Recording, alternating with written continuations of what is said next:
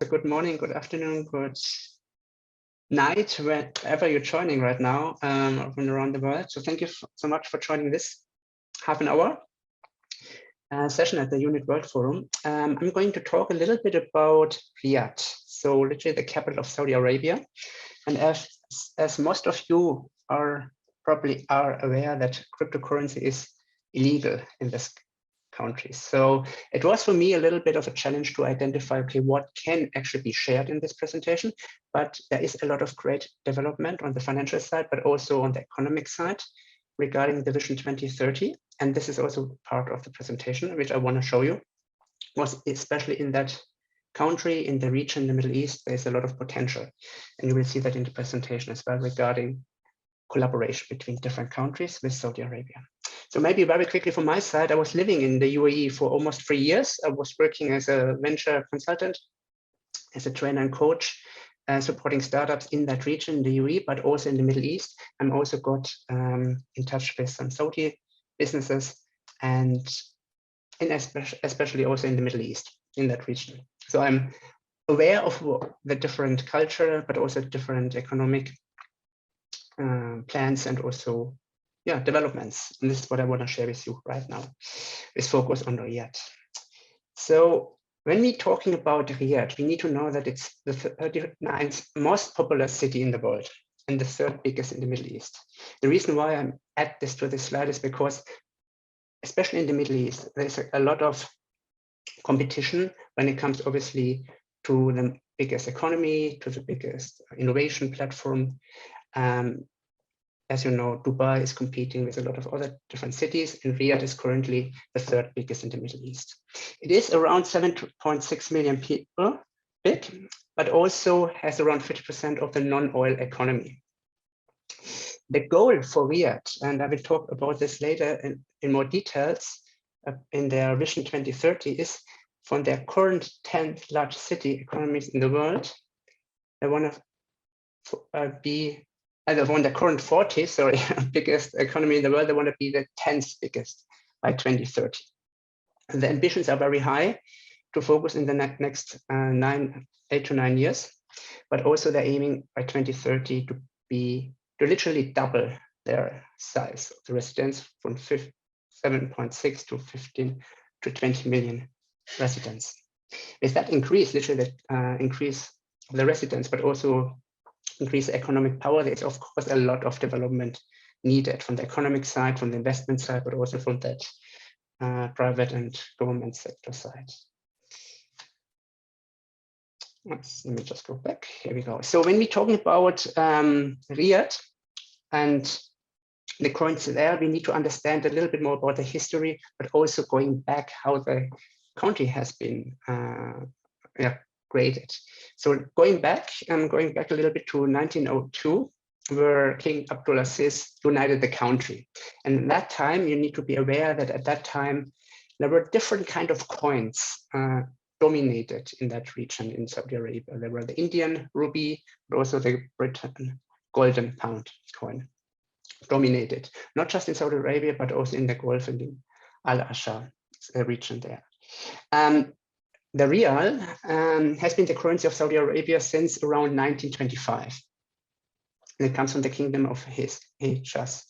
And the first coin was issued around 1935, together with the very first banknotes, which were introduced around 1953.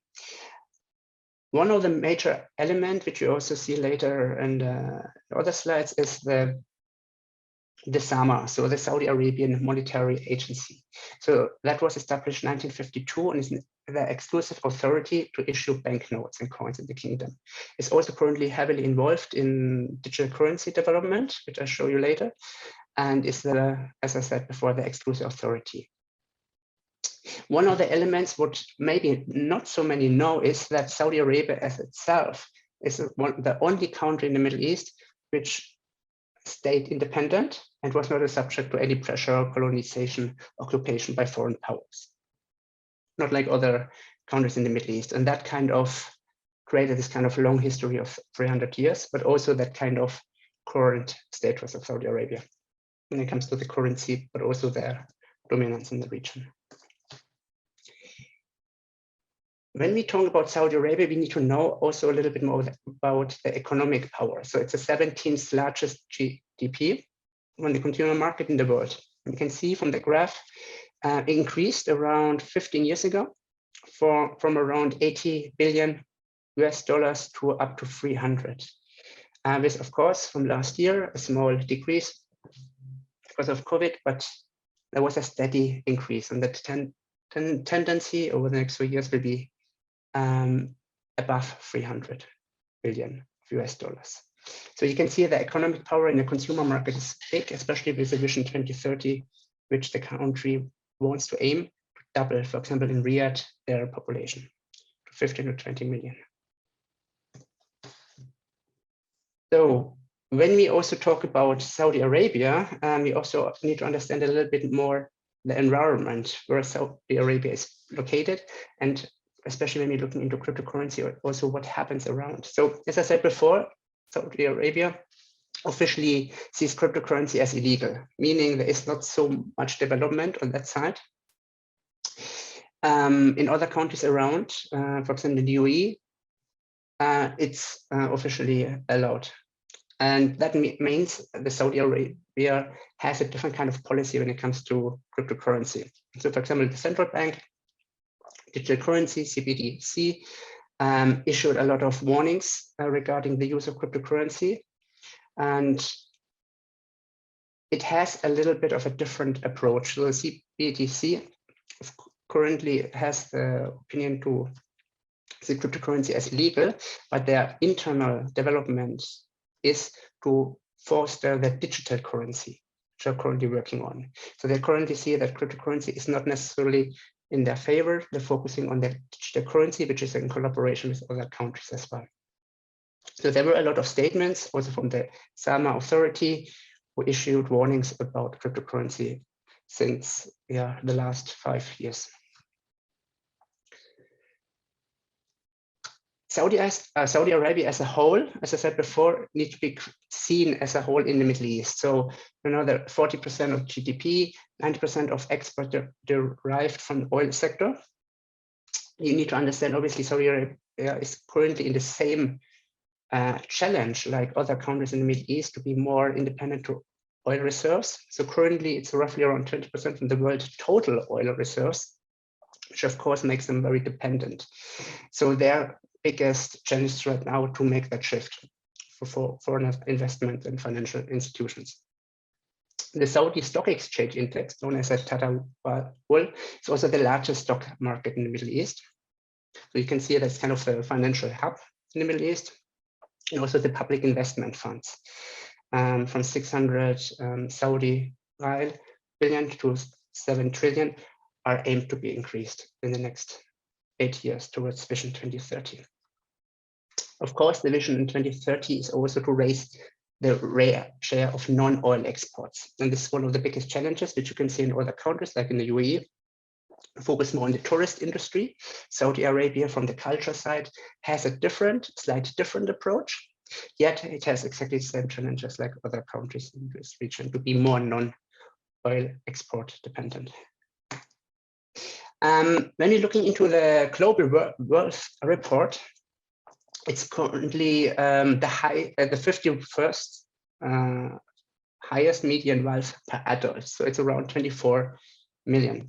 And knowing that, it means that there is a lot of going on when it comes to consumer market, but also regarding the future investment when it comes to the ecosystem in entrepreneurship, fintech, and in the banking sector as a whole. So when we're looking into Saudi Arabia and Riyadh, we need to understand their financial infrastructure, especially when cryptocurrency is illegal.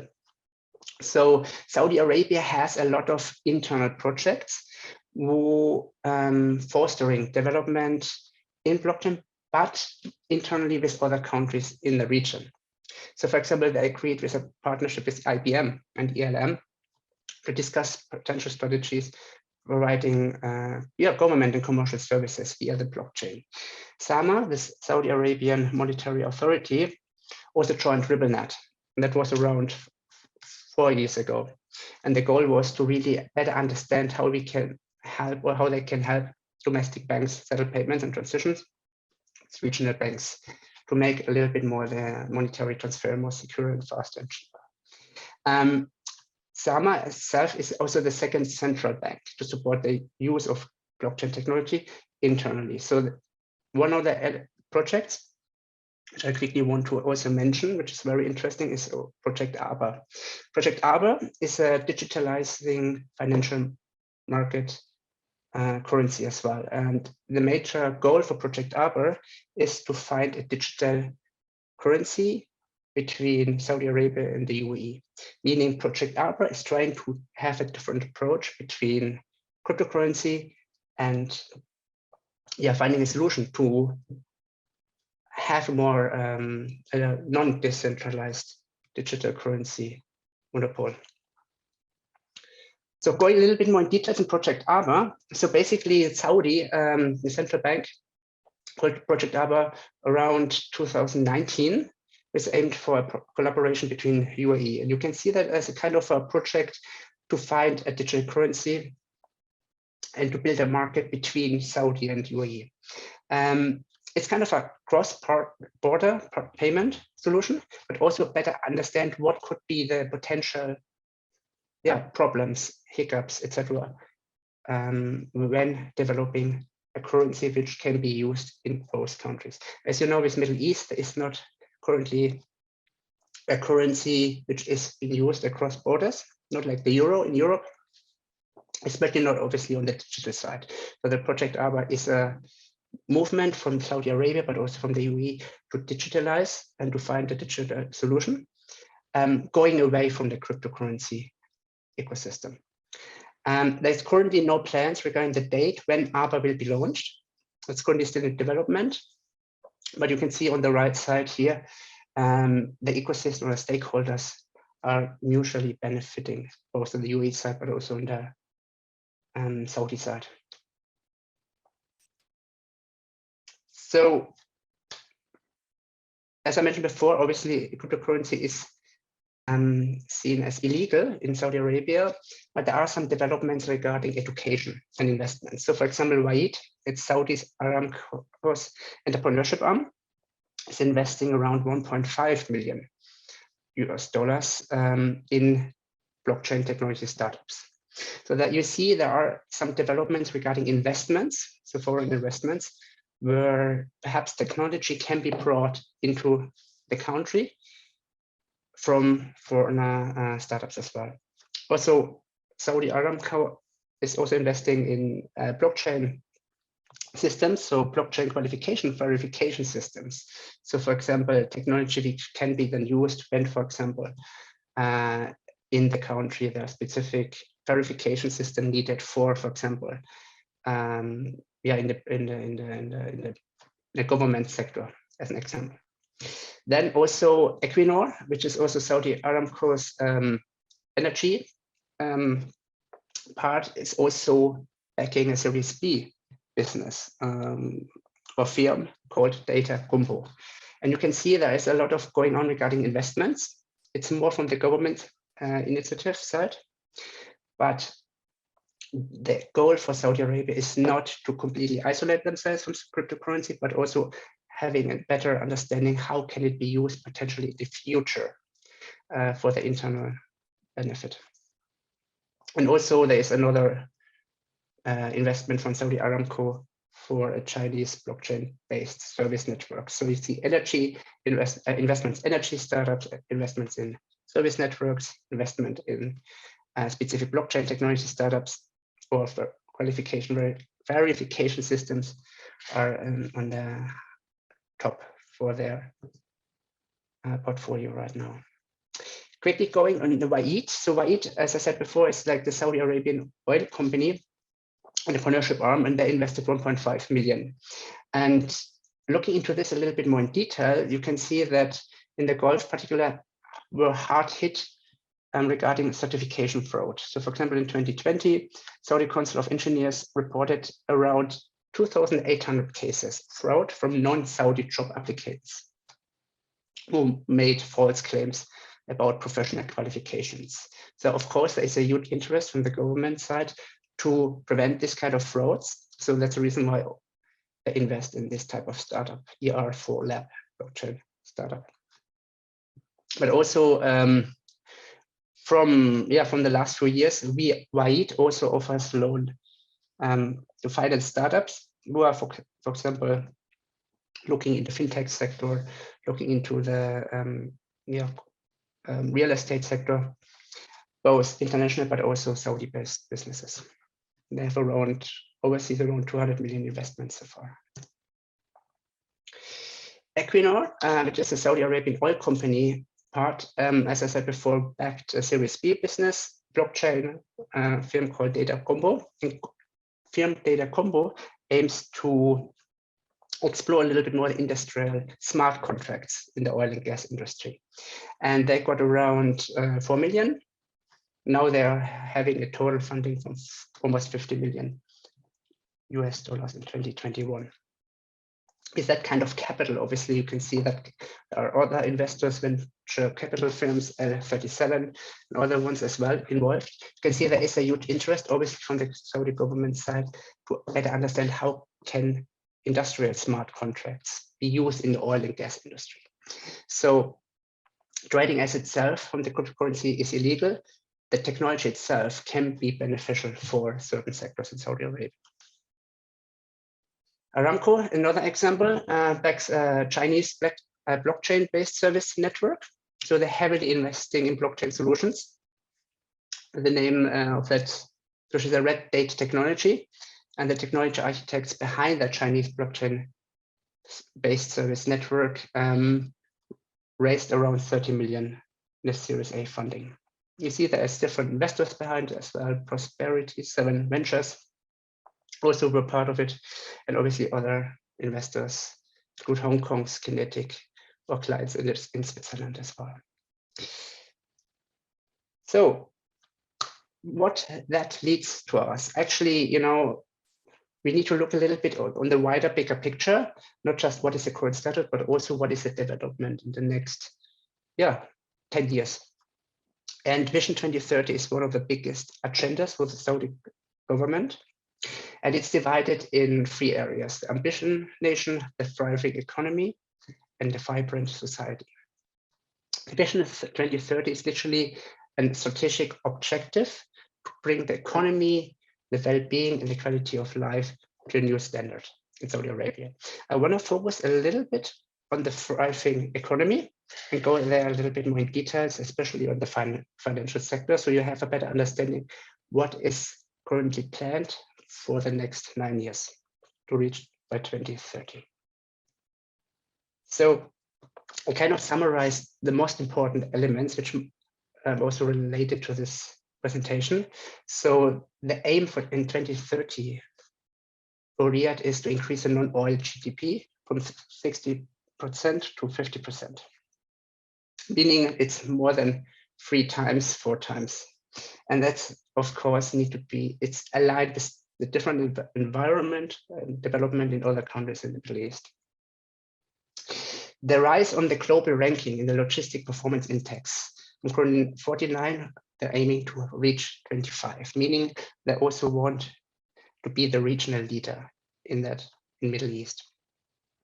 The increase in foreign direct investments, they want to increase from 3.8 to 5.7 of GDP. When it comes to the global competitive index, they want to reach from 25 to 10. And that itself is already a very ambitious goal, because they're not just competing with other cities, let's say Dubai in the UAE, but also with other parts in Asia, but obviously in Europe and in the US.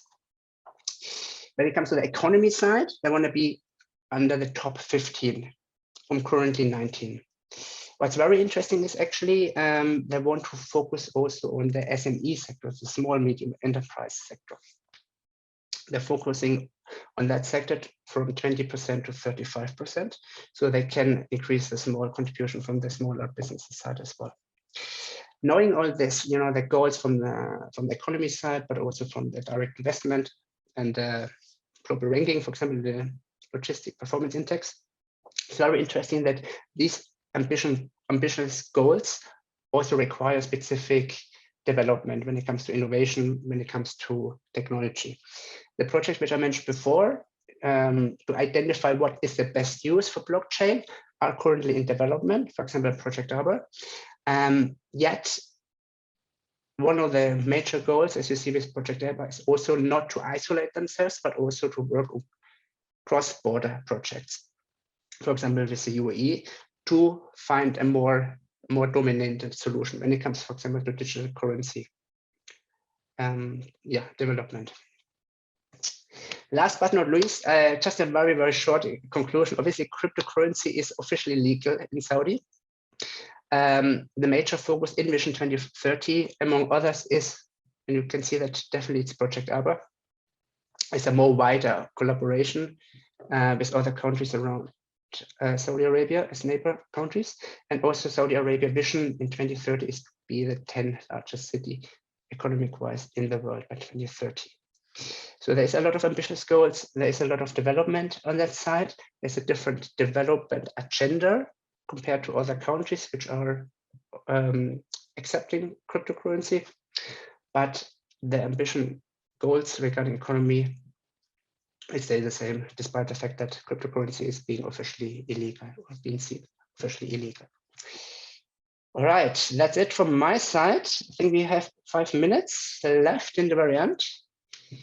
Any questions, anything related on the audience, any questions you have regarding this presentation?